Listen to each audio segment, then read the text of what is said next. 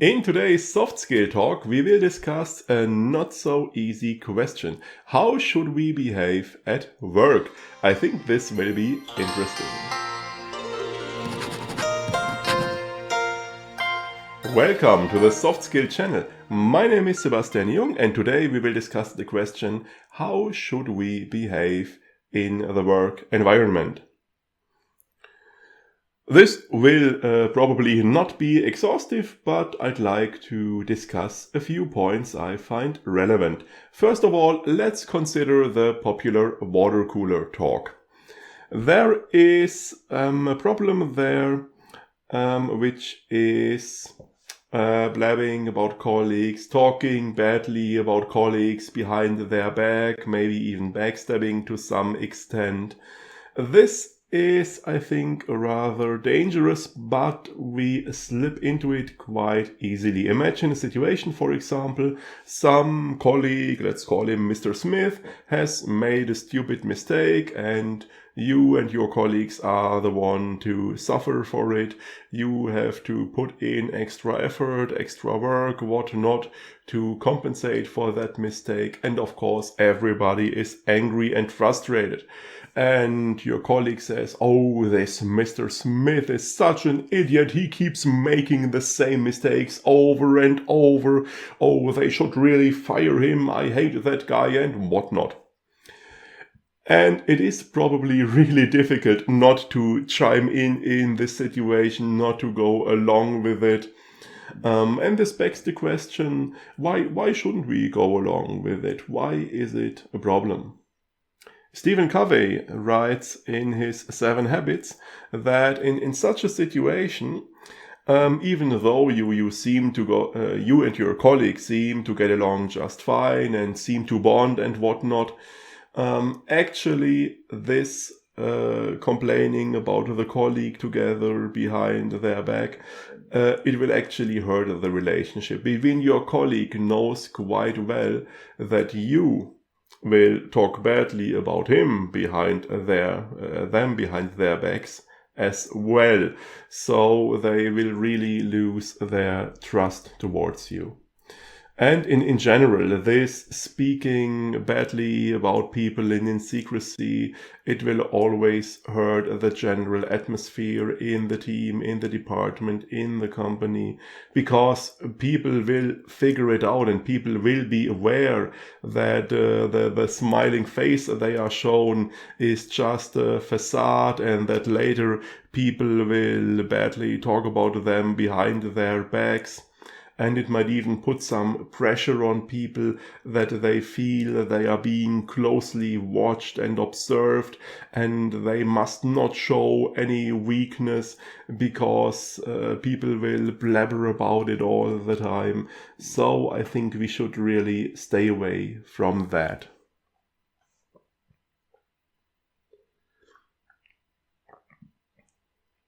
Let's consider another aspect of the common water cooler talk, which is complaining or whining about current issues, current problems.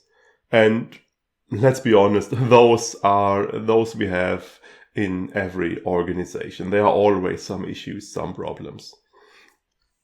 Now, this one is more difficult, I think, because at first glance, I think this complaining and venting your anger and frustration, it can help to relieve stress and can help to deal with the situation. And I think it is especially helpful if you complain together with your colleagues to notice that you are not the only one angry and frustrated, but that your colleagues feel the same, you are not alone, and so on. So there are some positive aspects there. And it is certainly better to complain than to have an organization where all the problems are hushed up. You've probably encountered some organizations that have loads of unsolved problems, but no one talks about them, no one points them out, because if anybody does, this person is the bad guy. This person is the one disturbing the peace, and all the unsolved problems, they are kind of accepted. So their complaining certainly is better than any of that. However, one problem is that this complaining will easily lead to talking badly about people behind their backs, because often problems involve, for example, superiors or colleagues, and then it is a small step to say, oh, we have this problem I am so angry about, and it's the fault of Mr. Smith again. So we have a problem there. And I think the biggest problem in regard to complaining is that it is not directed towards any meaningful goal, but it rather takes us away from them. I'd say basically we have two kinds of problems: the ones that are not so severe, the ones that you are angry and frustrated about right now, but that you will have forgotten about in a week or two. Problems that don't really demand any immediate action, any countermeasures, problems that you basically need to accept and to learn to live with. And this procedure of accepting the problem isn't probably helped if everybody is complaining and venting and there is a heated discussion about things. On the other hand, of course, we have problems that are really severe, that require action, require countermeasures, where you have to talk to your superior or even to higher ups or to other organizations or whatnot, where you might even need to consider finding a different job, because it can't go on like that. And if there is such a severe problem, complaining about it and whining about it will just waste your time and distract you and keep you busy, distract you from the action you actually need to take. So either way, both for the severe problems and the not so severe problems, complaining kind of takes you in the wrong direction. So again, I'd recommend to stay clear of that.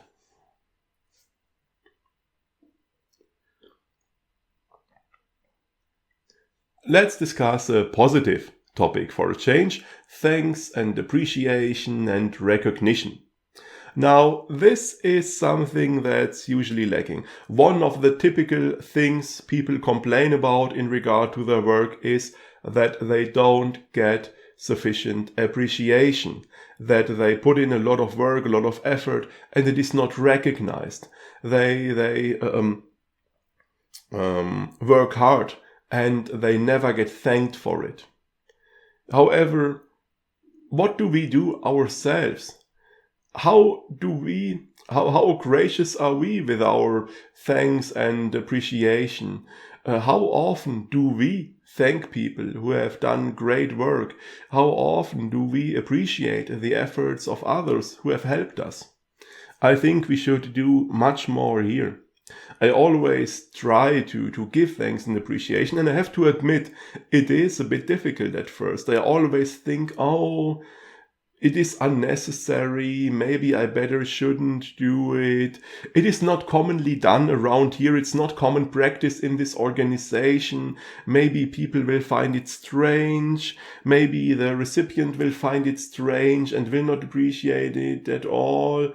But whenever I actually went through with it, the results have always been quite positive. I remember one case, for example, where we had a small project team and there was a certain department with a lot of experts who provided a lot of help and support for us over a long time, and we really appreciated that. So when it was Christmas season, we decided we should really thank them and show our appreciation. So for those in other cities, other places, we bought thank you cards and sent them a bar of chocolate with a nice letter where we with some nice words. And for those members of the department who worked in the same building, the whole team went over there and we gave them chocolate as well, and everybody said thank you you, and we told them how much we appreciated their efforts. And there was one guy who was almost moved to tears by that, who really appreciated that. And my colleague later said to me, this is how sparingly they give appreciation and recognition in this organization. You notice how seldom he obviously gets it, but it also showed to me that it really is worth the effort, and that people really appreciate it if their efforts get recognized and if they get thanked for their good work. So I think we should really try to give thanks and recognition more often where it is due. I also believe if we stick to that, if we on a regular basis recognize and thank people who have done good work and whom we appreciate, then others will follow suit, and it might even create a culture of recognition and appreciation within our team, our department, or even our organization. And I think that is quite a good and healthy direction, because a while back we discussed the so-called effort-reward imbalance, a phenomenon in regard to stress and work-related stress, where the effort people put in is not in a good balance with what they receive.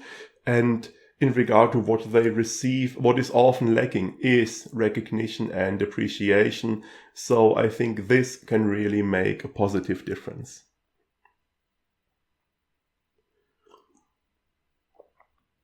Speaking about making a positive difference, I think another thing that is quite good and valuable there is to be more proactive, to act on your own responsibility, to be more independent.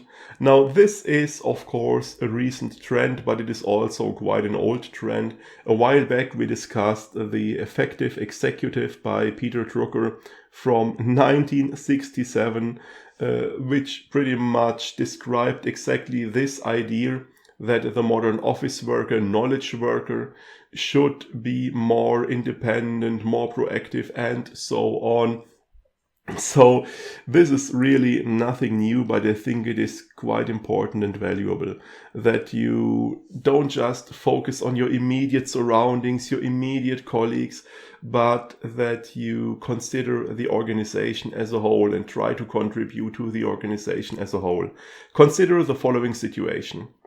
Your team, your department has some important work to do with a deadline, needs to be finished today, but something came up recently and you got behind on your schedule and there is a lot of work left to be done. You wanted to have it finished 2 days ago, but it is still unfinished, so everybody has to roll up their sleeves and really put a lot of effort in, and you all try hard and you make it.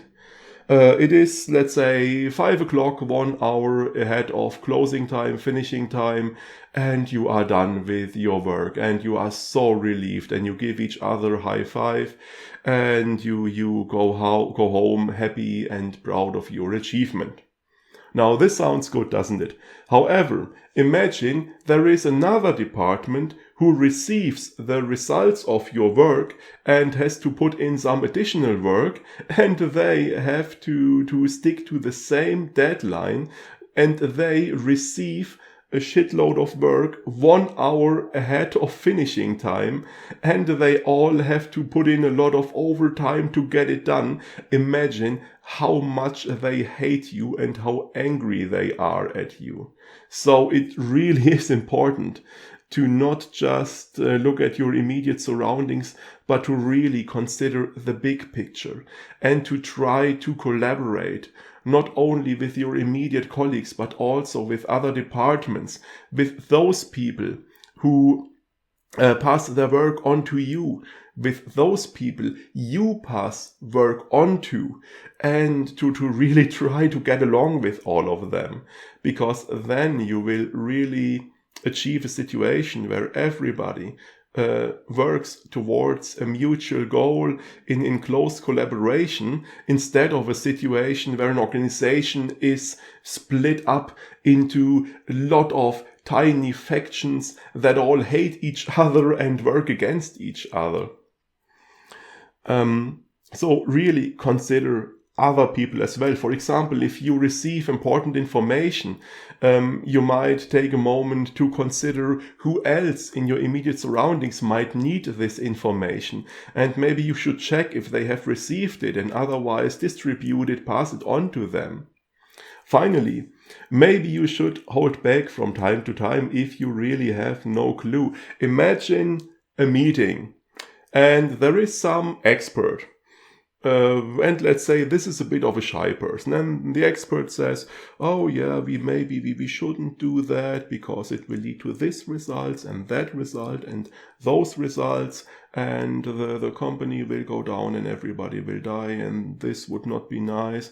And then there is some self-confident superior who says, oh yeah, whatever, we should proceed with that, I have a good feeling about it, let's go. You really don't want to be that superior, do you? So, if you have no clue, maybe you should hold back from time to time. Instead, what you should try is to be a good role model.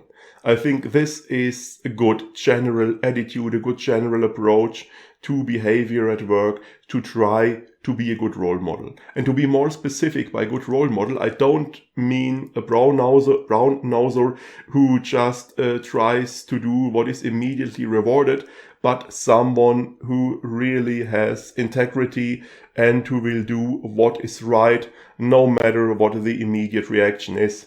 A while back, we had a soft skill talk about fake productivity, apparent productivity, where we discussed all those various cases where doing something that actually makes no sense, hurts the company, is a worse approach, whatever, is actually rewarded, while the good approach, the productive behavior, is actually frowned upon. We don't have to repeat all of that here. But for example, someone who is an actual role model, who actually does what is right, will never show up at work despite being sick, because such a person won't say, oh yeah, well, I don't care about my colleagues, I will happily infect all of them, they're bad, I just for collecting some brownie points with the boss. Such a person will always stay at home and protect their colleagues and get well and protect the company and return to work when they are fully healthy again. And a person who is an actual role model will also set clear boundaries and make sure work doesn't take over their private lives, and will have a decent work-life balance and things like that. So I guess you understand the point. However, this does not mean that you should try to be a rebel just for the sake of it, to complain about everything, just to show people that you are not afraid to stand up to the boss or something like that. You shouldn't do that either, but really try to be a role model and behave in a good and positive way. Speaking about superiors, how should we behave in our interactions with our superiors? I think an important point for me here is to understand that leadership is not something that is inflicted upon you and where you are just in a passive position, but that leadership is something you have to participate in. One situation I frequently encountered is that a superior has done something, decided something that is highly unpopular, and the whole team, department, whatnot, is angry and frustrated and pissed, but no one will actually say anything, no one will tell them. Preferably with an attitude like, oh, they should really know themselves. It should really be obvious to them. Now, what is that supposed to mean? I mean, everybody will make a mistake from time to time, so you should always give them a chance to explain, or maybe even to correct. And often explaining will already help, because often there are things to consider, important factors, important considerations that maybe you don't know about, employees don't understand at first, and that need to be explained so you can understand where the decision is coming from. I think you should always give superiors the benefit of a doubt and first talk to them and try to understand what they are doing. And then you will actually recognize if the superior is any good. As I said, everybody can make a mistake, but it's a different story if people are unable to admit to mistakes and basically say, oh yeah, I have made that decision and it turned out it was a totally stupid decision, but I will still stick to it so I don't have to admit I made a mistake. In such a case, you should probably try to switch to another department or find a new job.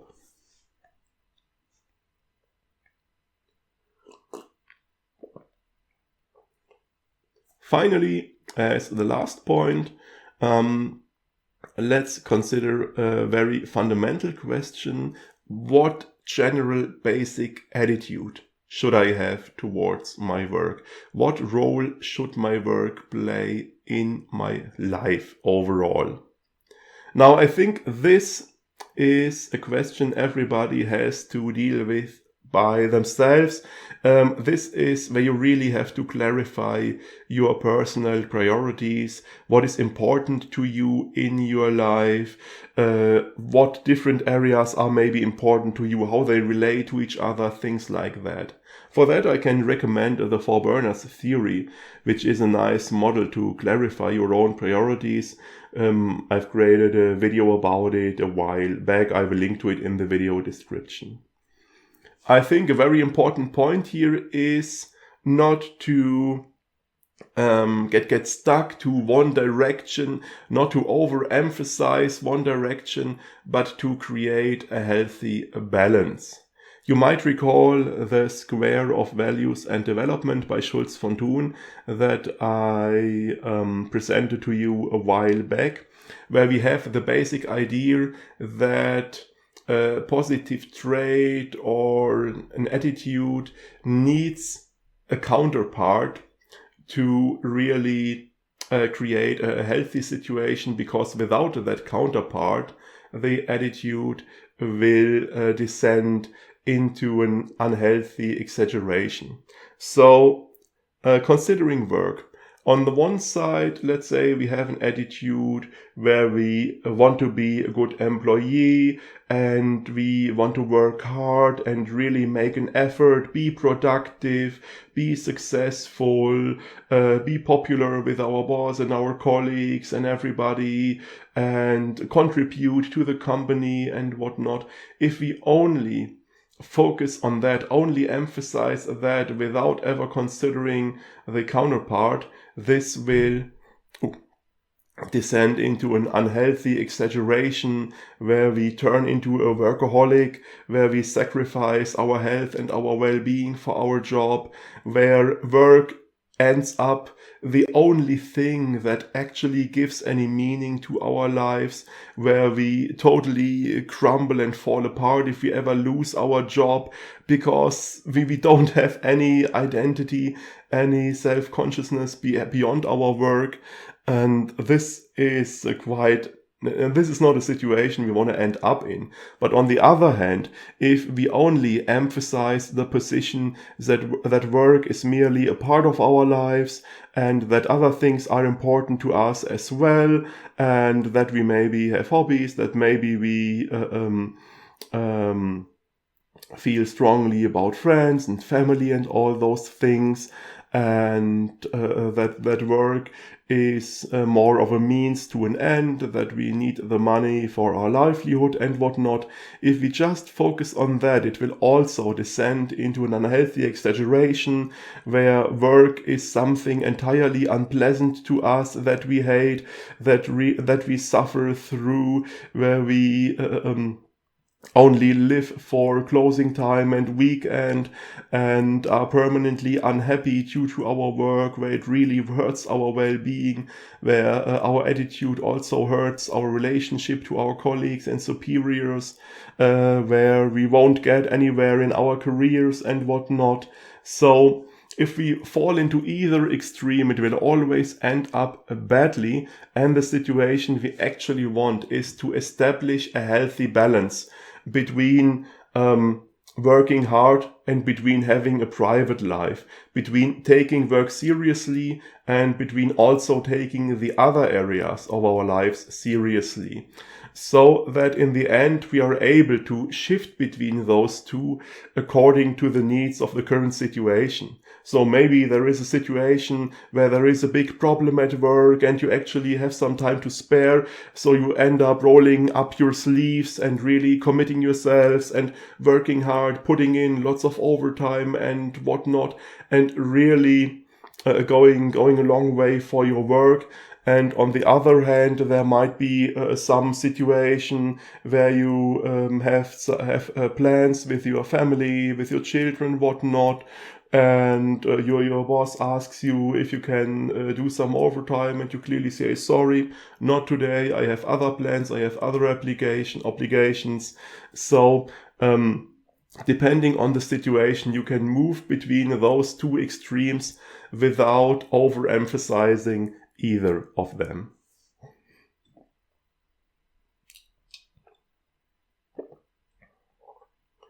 One final point, I think it is always better to identify with your professional role than to identify with your company. Because let's say you strongly identify with your company. You say, oh, I'm an employee of company whatnot, and they are so great, greatest company ever. They make the best products, and they are such a great employer, and I totally support them and love them and whatnot. And then you get laid off. Your whole identity and self-image and world whatnot will crumble and will fall apart. And this is of course quite unpleasant. But on the other hand, if you identify with your professional role, if you say, for example, I am, let's say, a programmer, and I am proud to be a programmer, and I try to become a better programmer day by day, and this is part of my identity, this type of work, and this is what is meaningful and important to me, then this identity will easily survive switching jobs, being laid off, and whatever, because here you don't make yourself dependent on that one specific company. So as I said, I think it is always better to identify with your professional role than to identify with your company. Well, what do you think about the topics we discussed today? What else do you think is important in regard to behavior at work? Let me know in the comments. I'm looking forward to your feedback. And while you're at it, I would be quite happy about a like and if you subscribe to the channel. We will see each other again next week. For today, I'll take my leave. Have a nice day. See you next time.